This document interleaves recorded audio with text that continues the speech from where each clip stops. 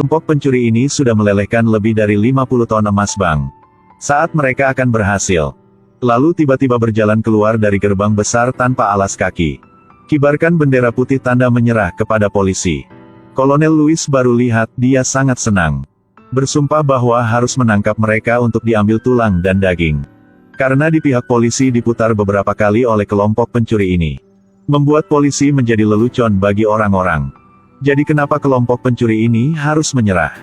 Karena pemimpin kelompok, Profesor ditangkap oleh Inspektur Hamil Alicia Sierra. Alicia Sierra bertanya Profesor tentang rencana pencurian kali ini. Tapi Profesor tidak bilang apapun. Alicia Sierra juga tidak mengatakan banyak. Langsung menembak sekali ke kakinya. Gantung Profesor ke rantai besi untuk disiksa. Dia meminta Profesor mengatakan telepon dengan pencuri-pencuri di bank. Ingin menghancurkan kehendak kelompok. Profesor ditangkap. Itu maksudnya adalah mereka akan benar-benar terputus dengan semua bala bantuan eksternal. Sudah sampai detik yang paling darutan. Dan pada saat Kolonel Louis sudah sangat marah. Memerintahkan militer untuk secara paksa menyerang bank. Untuk memperpanjang waktu. Jadi Lisbon harus melepaskan sandera Caesar Gandia. Mereka berpura-pura menyerah. Dan bertemu dengan Kolonel Louis. Ada sejumlah besar publik dan media yang hadir di tempat kejadian. Jadi Kolonel Louis harus menahan amarahnya. Lisbon mengatakan dengannya hanya berhenti pertempuran selama 1 jam. Mereka akan melepaskan Gandia. Kolonel Louis berpikir bahwa 1 jam tidak dapat melakukan apa-apa. Jadi dengan senang menerima permintaan mereka. Saat ini Lisbon sadar bahwa Profesor benar-benar tidak ada di tangan polisi. Jadi Alicia mengkhianati Kolonel Louis selama konferensi pers. Kolonel Louis dalam kemarahan, dia mengeluarkan surat perintah penangkapan untuknya. Alicia menangkap Profesor. Hanya ingin mendapatkan penebusan dosa. Tapi dia belum memberi Profesor untuk polisi. Selama Profesor tidak tertangkap oleh polisi, mereka masih ada kesempatan. Tetapi para sandera di samping melihat tentara bersenjata lengkap. Mereka sudah sadar bahwa ini bukan hanya konflik antara polisi dan rakyat biasa. Ialah perang. Jika pihak militer menyerang secara paksa, mereka pasti akan menembak semua bahkan sandera. Sampai saat itu, jika mereka tidak terbunuh oleh pencuri, mereka akan tetap ditembak oleh militer. Jadi mereka harus berpikir cara untuk menyelamatkan diri mereka. Lisbon membawa sandera kembali ke dalam bank. Tapi melihat Bogota berkelahi dengan Gandia, dia tidak ingin mengampuni Gandia. Karena dia sudah membunuh Nairobi. Tokyo dan Lisbon buru-buru mendekat untuk mencegah. Tapi mereka tidak terduga bahwa Sandra menunggu saat kekacauan untuk mengambil senjata mereka. Dan pemimpinnya adalah mantan Direktur Royal Spanish Mint, Arturo Roman di musim pertama. Dia mengambil senapan mesin dan menembak dengan liar. Dia tidak menembak pencuri, tetapi dia melukai 2 sandera. Arturo membawa sandera-sandera yang lain untuk memulai melarikan diri. Pencuri mulai mengejar mereka. Kedua belah pihak memiliki pertempuran menembak yang sengit.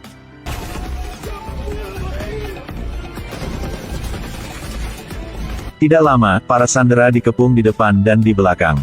Tiba-tiba Gubernur Bank Mario Urbaneja ingat bahwa area bongkar muat baru-baru ini bisa diloloskan.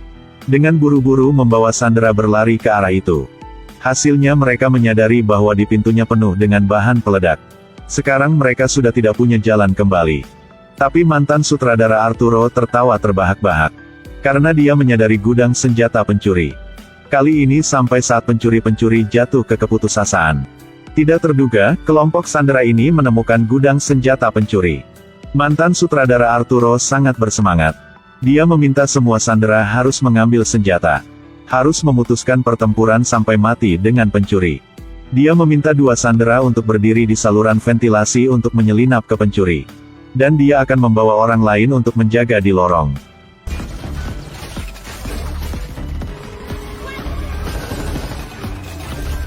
Para pencuri yang dibombardir oleh kekuatan ganas para sandera jadi tidak bisa mengangkat kepala mereka. Amunisi mereka hampir habis. Ketika dia melihat situasi di depannya, dia akan dibunuh oleh para sandera. Tiba-tiba Tokyo mengingat bahwa ada senjata di dalam rumah keamanan. Jadi dia denak buru-buru berlari untuk mengambil senjata. Sedangkan Arturo melihat senjata yang tak terhitung jumlahnya dari semua jenis di gudang senjata. Sudah tidak bisa menahan ketenangan lagi. Dia memegang sebuah granat dan melemparkannya ke pencuri.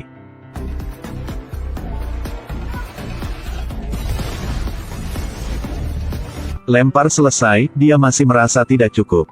Dia membawa penyembur api lagi. Tidak berhenti gunakan kata yang susah dengar untuk memprovokasi Denver. Saya ingin memancing Anda keluar untuk membakar Anda sampai mati. Denver tahu sangat jelas ini adalah konspirasi.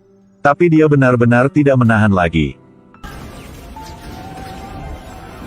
Para pencuri ditembak jatuh oleh para sandera sampai tidak ada jalan untuk bisa kembali.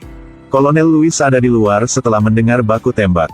Juga mulai memerintahkan militer untuk menyerang secara paksa. Hanya ada 2 pencuri yang tersisa di aula. Benar-benar tak terhentikan lagi. Lisbon harus melepaskan sandera Gandia untuk mengusir kemajuan militer. Bogota mengikat bom asap di tubuhnya. Kemudian mendorongnya keluar pintu. Gandia ingin memberitahu militer di luar bahwa para sandera dan pencuri sedang berperang. Tapi dia dibuat terdiam oleh asap dan api. Kemudian langsung pingsan. Kolonel Lewis melihat orang keluar adalah Gandia. Harus menangguhkan perintah serangan. Di tempat lain, Tokyo akhirnya juga mengambil senjata. Tapi mantan Direktur Arturo, yang sekarang memiliki seluruh gudang senjata, sudah benar-benar gila. Dia meminta para sandera untuk memasang perisai anti peluru di atas forklift. Kemudian pasang senapan mesin berat Browning di kendaraan. Secara alami akan menjadi tank sederhana yang bisa bertahan sekaligus menyerang. Membuat para pencuri harus terus-menerus mundur ke belakang. Tapi pada saat dia sangat sombong karena kegilaannya yang membunuhnya. Kemudian istri Denver, Stockholm, melompat ke belakang Arturo melalui ventilasi.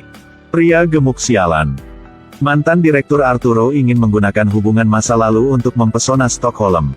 Tapi Stockholm sekarang dia bukan seorang gadis lugu di masa yang lalu. Sebelum dia bisa mengeluarkan senjatanya, dia sudah langsung menembak 2 tembakan ke tubuhnya. Melihat mantan Direktur Arturo dieksekusi, sandera-sandera yang sisa semuanya menyerah untuk bertarung. Pencuri akhirnya menstabilkan situasi.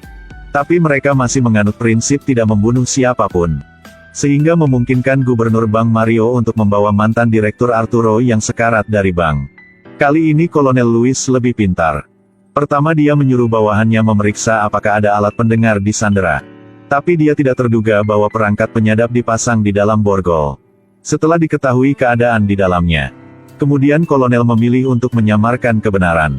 Dia mengadakan konferensi pers. Mengumumkan bahwa pencuri-pencuri sudah membunuh 3 sandera dengan secara kejam. Dan jadi begitu, pencuri tidak menerima dukungan dari orang-orang lagi. Dia bisa langsung mengirim militer untuk bergegas ke dalam bank untuk membunuh semua pencuri. Dia juga menyalahkan semua kesalahan polisi pada Alicia. Menggunakan bukti palsu untuk membuktikan bahwa Alicia mengkhianati polisi dan bergabung dengan pihak profesor. Saat Alicia menonton berita itu, dia sangat marah. Awalnya, jika dia menangkap profesor, dia akan menghapus kejahatan. Kali ini bahkan dia berlompat ke Sungai Kuning, dia tidak akan bisa mencucinya. Suasana hatinya sangat bersemangat. Tekanan darah tinggi. Hasilnya dia baru hanya menundukkan kepalanya dan melihat ke bawah. Cairan ketuban pecah. Seorang wanita ini memecah ketuban. Anaknya nanti akan dilahirkan. Tapi di sebelahnya hanya ada 3 pencuri yang diculik olehnya. Profesor bilang bahwa dia bisa membantu melahirkan. Memintanya bantuannya lepaskan ikat. Tapi Alicia yang keras kepala mengeluarkan baskom dan kasur. Dia ingin melakukan adegan melahirkan sendirian. Di pihak bank, polisi dan pencuri bersiap mulai pertempuran terakhir ini. Kolonel Lewis telah memanggil tim komando paling kuat di negara ini. Mereka hanya perlu menyerang di dalam. Tingkat kelangsungan hidup sandera hanya 3%. Namun Kolonel Lewis tidak terlalu peduli. Royal Spanish Mint dianggap sebagai bank teraman di dunia. Dinding bangunan semuanya adalah struktur tahan ledakan. Hanya ada kawasan di rooftop yang bisa diledakkan untuk masuk ke dalam. Dalam gedung, pencuri-pencuri tanpa perintah profesor. Mereka harus melakukan yang terbaik untuk melakukan pekerjaan dengan baik dalam mempersiapkan pertempuran. Di setiap tempat penting, mereka sudah dipasang daya tembak. Bersiap untuk menyambut militer menyerang kapan saja. Di tempat lain, Alicia ketika mencoba melahirkan sendiri, 1 jam kemudian. Dia masih tidak ada cara apapun untuk melahirkan anaknya. Harus melepaskan profesor. Profesor juga tidak menelan kata-katanya. Sebenarnya dia tahu cara bantu melahirkan. 1 tangan dimasukkan untuk menopang janin di posisi yang tepat. Kedua orang bersama untuk berusaha. Akhirnya bayi juga dilahirkan dengan aman. Profesor sudah menyelamatkan kedua ibu anak. Alicia juga sementara tidak beraksi. tapi berdiri di pihak Profesor. Profesor telah mendapatkan kembali kebebasannya. Dia bersiap untuk berhubungan dengan rekannya tapi ditemukan. Pasukan di atap telah meluncurkan serangan. Setelah suara ledakan besar, Moskow, saat mendirikan parit di dalam museum, langsung dibombardir ke kejauhan. Ledakan itu membuat patung yang raksasa bergetar dan jatuh. Sangat membebani kaki Moskow. Pencuri lain, setelah mendengar ledakan, bergegas ke atas untuk membantu. Tapi detasemen komando bergegas masuk dari lubang di atap. Moskow harus mengandalkan dukungan patung itu untuk mempertaruhkan perlawanannya sendiri. Dia saat ini sangat bahaya. Tapi Profesor sudah mencegah kelompok Tokyo ke atap. Karena di sisi yang berlawanan adalah penembak jitu. Jika keluar saat ini pasti akan mati. Please, I don't know where I am. Lalu mengejar mereka sampai ke rooftop. Dengan begitu penembak jitu tidak akan berani bergerak dan melepaskan tembakan. Tapi saat ini peluru Moskow sudah ditembak. Dia akan mati. Saat ini kelompok Palermo sudah berlari datang dari arah yang lain.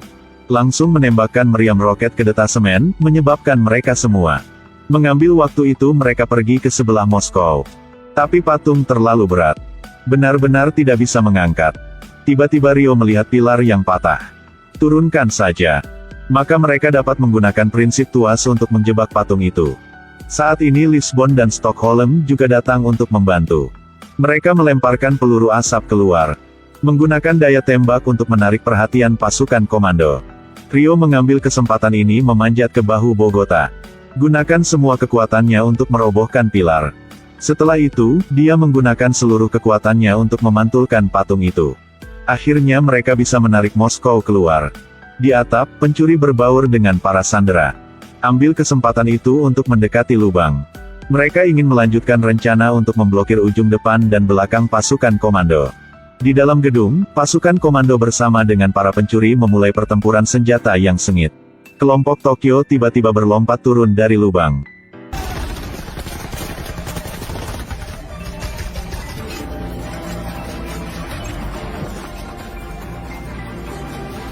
Sekarang pasukan komando benar-benar dikelilingi oleh pencuri-pencuri.